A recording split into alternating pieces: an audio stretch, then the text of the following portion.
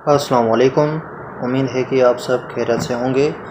आज हम जानेंगे क्रिप्टो करेंसी के बारे में। देखें, क्रिप्टो में लोगों के प्रॉफिट देख के तो हर कोई चाह रहा है कि भाई हम भी इन्वेस्ट कर लें, लेकिन मेन मसला ये है कि जब हमें उसके रिस्क का पता होगा, उसके रिवार्ड का पता होगा, तभी हम कॉन्फिडेंटली जो है ट्रेड कर पाएंगे।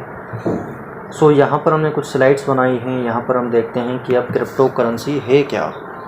अब देखें, क्रिप्टो करेंसी एक डिजिटल करेंसी है, यानी कि इसको हम वर्चुअल करेंसी भी कह सकते हैं।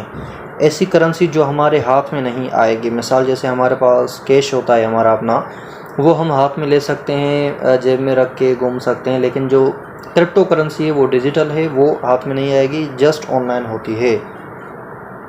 अब दूसरी पॉइंट अगर हम देखें तो ये डिसेंट्रलाइज्ड है। अब डिसेंट्रलाइज्ड किसको कहते हैं? देखें, क्रिप्टो को जो फेम मिली है ना ज़्यादा से ज़्यादा, वो इसीलिए मिली है क्योंकि ये डिसेंट्रलाइज्ड है।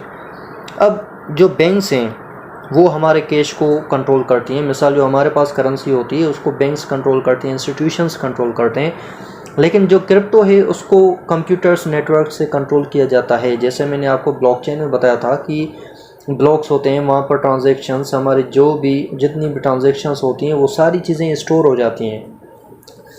तो सिंपली इसको कोई और कंट्रोल नहीं करता, जस्ट कंप्यूटर नेटवर्क्स में इसकी जो डेटा है वो स्टोर हो जाती है।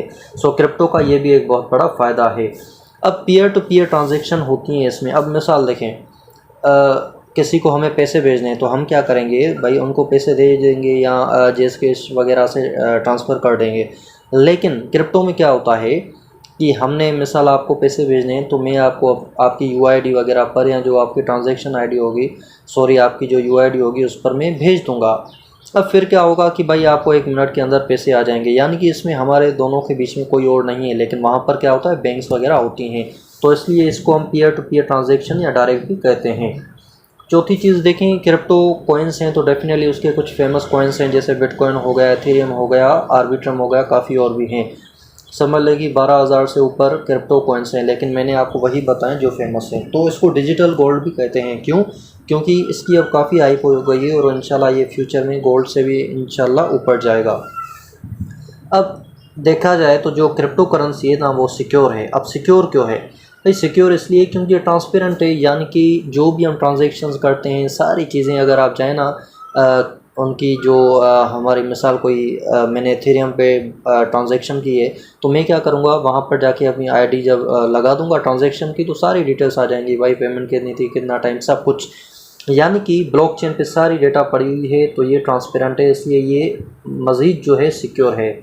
ये कुछ बातें थी। अब हम चलते हैं कि इसके यूजेस एंड रिस्क क्या है। यूजेस में देखा जाए तो क्रिप्टो करेंसी हम ट्रेडिंग एंड इन्वेस्टमेंट के लिए यूज़ करते हैं। देखें, डेफिनेटली हमने कोई कॉइन है वो लो पे बाय किया है, उसको हाई पे सेल करेंगे, उससे हमें बेनिफिट होगा, हमें प्रॉफिट होगा, तो इसलिए हम इसको कहते हैं कि हम इसको ट्रेडिंग एंड इन्वेस्टमेंट के लिए भी यूज़ करते हैं। सेकंड चीज़ ये है कि हम इसको पैसे भेजने के लिए भी यूज़ करते हैं। डेफिनेटली पहले इसका सिर्फ यूज़ ऐसे ही होता था पैसे भेजने के लिए, लेकिन अब ट्रेडिंग और इन्वेस्टमेंट बंदे कर रहे हैं।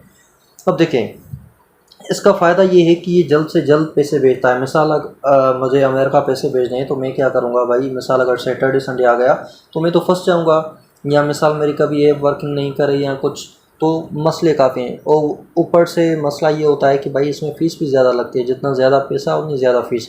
लेकिन क्रिप्टो में मज़े की बात यह है कि आप उस बंदे को कहें भाई आप अपने क्रिप्टो अकाउंट का या किसी भी चेन की आप मुझे आईडी भेजें, जैसे ही वो आपको भेजेगा आप उसको अपने पैसे भेजेंगे, और भले आपके $1000 हो फिर भी आपको जस्ट $1 से $2 कॉस्ट आएगी। और प्लस में आपको ये फ़ायदा है कि 1 मिनट के अंदर उसके पास पैसे पहुंच जाएंगे USDT की सूरत में। USDT डेफिनेटली आपकी मर्ज़ी है, आप USDT भेजें या किसी भी कॉइन में, लेकिन हम कोशिश करते हैं जो पैसे भेजें वो स्टेबल कॉइन्स में। ये भी इंशाल्लाह हम आगे चल के फर्दर सीखेंगे, स्टेबल कॉइन्स क्या हैं, सेंडिंग ट्रांजेक्शन ये कैसे होते हैं, सब कुछ।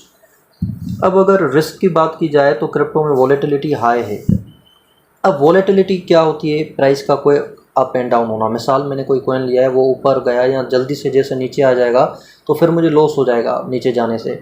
तो इसलिए जो वॉलेटिलिटी है ना क्रिप्टो की, वो थोड़ी रिस्क है, लेकिन खैर उसका मसला नहीं है, वो मैनेज हो जाती है, क्योंकि क्रिप्टो में जो रिस्क है वो मैनेज हो जाती हैं। टेक्निकल एनालिसिस से वो सारी चीज़ें हम कर लेते हैं, तो उसका मसला नहीं है, वो भी इंशाल्लाह हम सीखेंगे। अब ये दूसरी जो बात है ना इसमें है स्कैम्स एंड फेक प्रोजेक्ट्स। अब देखें, टॉप 100 जो क्रिप्टो कॉइन्स हैं, काफ़ी लोग उनमें इन्वेस्टमेंट कर लेते हैं, वो कहते हैं कि भाई ये टॉप हैं तो इनमें है, मसला नहीं हुआ, लेकिन नहीं, क्रिप्टो में फेक प्रोजेक्ट्स काफ़ी होते हैं, जैसे इथेरियम, बिटकॉइन है ना, ये तो हमारे लेजिट हैं, अच्छे हैं, फेमस हैं। तो जो भी कॉइन्स हैं उनको हम प्रोजेक्ट्स भी कहते हैं। तो बंदे क्या करते हैं कि भाई इसमें ना अपने सारे प्रोजेक्ट्स वगैरह ऐसे ही फेक वगैरह भी डाल देते हैं, यानी कि इसमें ज़्यादा कुछ मसला नहीं होता, लेकिन वो काफ़ी टाइम तक ग्रो नहीं करते हैं या रख पुल कर जाते हैं, ये स्कैम्स होते हैं। तो इसका भी हमें मसला नहीं। इंशाल्लाह जब हम फंडामेंटल एनालिसिस सीखेंगे तो आपको मैं बताऊंगा कि अच्छे प्रोजेक्ट्स कौन से होते हैं, उनको एनालाइज कैसे किया जाता है, ये सारी चीज़ें हम इंशाल्लाह सीखेंगे। यानी कि क्रिप्टो में जो रिस्क है वो हम आराम से मैनेजमेंट उसकी कर सकते हैं, उसका नो इशू, नो टेंशन।